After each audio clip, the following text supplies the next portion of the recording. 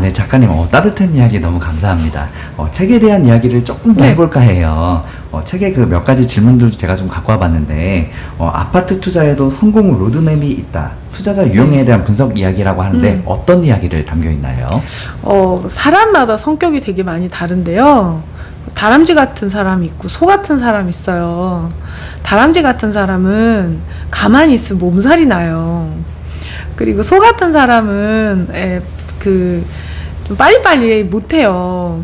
힘들고. 근데 다람쥐 같은 사람이 황소 같은 투자를 하게 되면은 못 견뎌요. 그리고 돈도 성격이 있는 것 같아요. 돈이요, 억지로 데려온 돈은 성격이 나빠요. 그래가지고 오래 버텨야 되는 데다가 넣어놓으면 얘가 나를 괴롭히고 튀어나와요. 억지로 데려온 돈은 그런 돈이죠.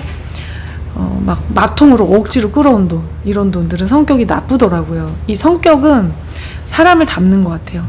그 주인을 닮는다. 그랬더니 우리 수험생이, 선생님 저희 엄마가 1억을 빌려주신다고 했는데 이런 돈은 성격이 어떤 돈인가요? 이렇게 물어보시더라고요. 그래서 제가 엄마 성격에 따라 다르다고 그랬어요. 명언이십니다. 명답이네요. 그래서 자기가 다람쥐 같은 투자자라면은 조금 바지런한 투자도 할 수가 있어요.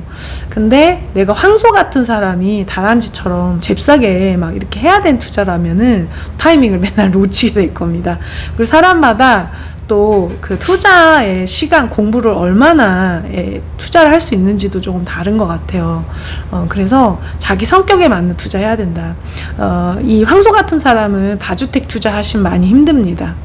그리고 다람쥐 같은 사람은 1주택 갖고 있으라고 몸살이 나요. 그래서 다주택 투자는 황소는 못한다. 그 다음에 다람쥐 투자자는 사이클이 빠른 것도 할 수가 있고 자기가 다람쥐라는 걸 알아야 됩니다. 나 또 못 견디는구나. 이거 그냥 둬야 되는데 삽질이라도 해야지 속이 풀리는 사람들 있잖아요. 가만히 있으면 몸살 나는 사람들. 저도 그래요. 그래서 실수 많이 했어요. 가만히 있는 게 나은 일인데 막 뭐 한다고 이렇게 벌렸다가 손해보고 이런 사람들. 자기 성격을 좀 아시는 게 좀 중요하고요. 투자는 일단은 비과세 투자가 좀 있고, 그 다음에 다주택 투자, 그 다음에 주택이 아닌 걸 투자하는 거, 그 다음 디벨로핑, 이렇게 4종류가 있습니다. 수익이 뒤로 갈수록 더 커진다라고 보시면 되고요. 그 대가도 있습니다. 그에 맞는 지식이 함께 있어야 된다라는 거예요. 그리고 사람마다 처한 상황이 달라가지고, 나는 지금, 해외에 나갈 예정이야. 해외에 근무하시는 분 있잖아요. 저희 이제 수강생분이 아빠랑 같이 태국에 3년 동안 근무를 하시게 된 거예요. 그때 3억이 있었는데 3억을 어떻게 하고 갔냐면은 예금자 보호대는 5천만 원도 나눠가지고 6개 은행에다가 금리 0.00 몇 프로 더 준다는 은행에다가 다 나눠놓고 가신 거예요. 근데 이런 경우에는 사실 갭 투자를 했었으면은 참 좋았는데, 이런 것들. 그래서 자신에게 맞는 투자를 해야지 내가 잘 견딜 수 있을 겁니다. 네, 지금 진짜 중요한 이야기 해주셨습니다. 돈이라는 것도 돈의 성격이 있는데, 네. 사람도 성격에 따라 투자 성향이 완전히 달라질 수 네. 있잖아요. 주식 같은 경우는 저희는 이제 주식 위주로 이야기를 하는 채널이다 보니까, 주식도 개인의 이런 잘못된 판단이나 성격으로 인해서 잘못된 투자를 하는 경우가 너무 많습니다. 부동산도 충분히 그럴 수 있단 말이죠. 자기 자신을 얼마나 잘 다스리느냐에 따라서 투자에 대한 결과도 많이 또 달라질 수 있다는 이야기 하나 해주셨네요. 네, 다음 질문 해보겠습니다. 책에 맞춤형 투자로 실속 챙기기라는 파트가 있는데, 네. 어떤 이야기들 담겨 있나요? 제가 강의를 하면서 만난 사람들은요, 경매를 어느 날 해야겠다라고 생각해가지고 와요. 되게 다급한 마음으로 옵니다.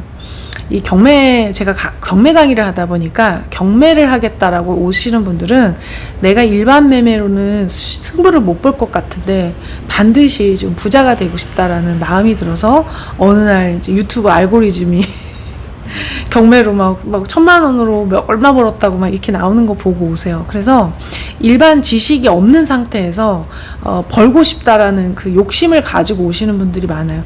근데 욕심이 없으면 사람이 움직이지 않거든요. 내가 갖고 싶은 게 있어야 노력을 하게 돼요. 근데 제가 경매 강의를 하는데 경매를 하지 말아야 될 사람도 경매 강의를 와요. 경매를 하지 말아야 될 사람들은 청약 가점이 높으신 분들.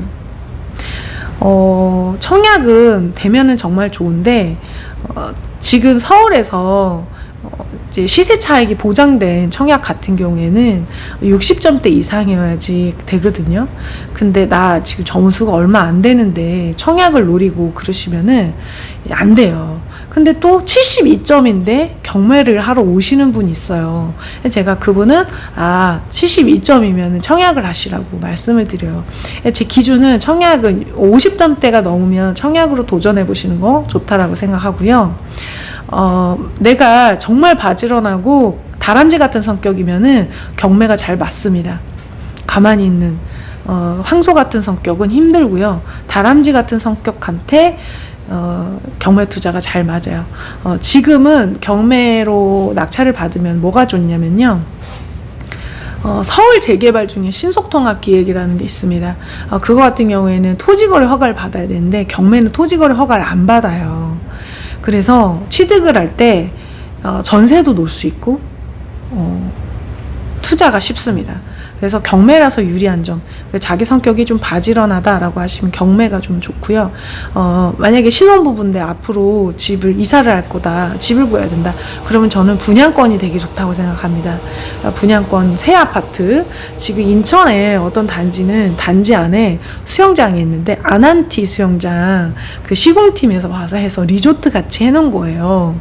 그 분양가가 5구제곱미터가 4억이 안 되거든요. 근데 아파트가 호텔같이 생겼어요.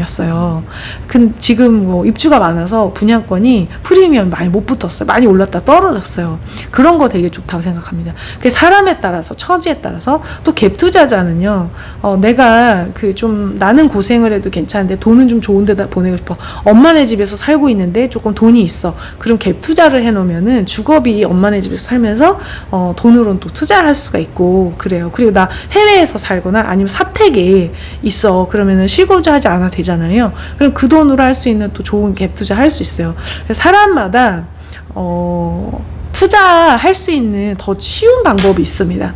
그래서 그 로드맵에서 한번 읽어보시고 나는 좀 이런 게 더 맞겠다라는 전체를 보고 하시면 좋을 것 같아요.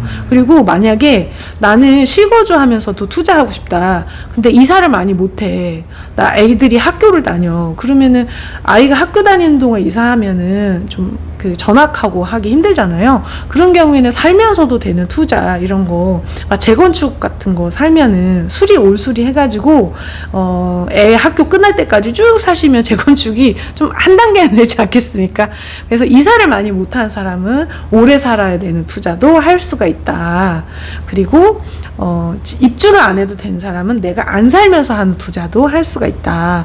성격이 가만히 못 있는 사람은 막 부지런해야 할 수 있는 경매 투자가 잘 맞는다. 점수 60점, 50점 넘으면 청약이 유리할 수 있다. 이런 로드맵입니다. 네, 그렇죠. 투자 같은 경우도 개인들이 처한 상황에 따라 네. 그리고 성격에 따라서 완전히 여러 가지 많은 투자의 방향이 있겠죠. 종류가 달라질 수 있다는 것. 네, 알겠습니다.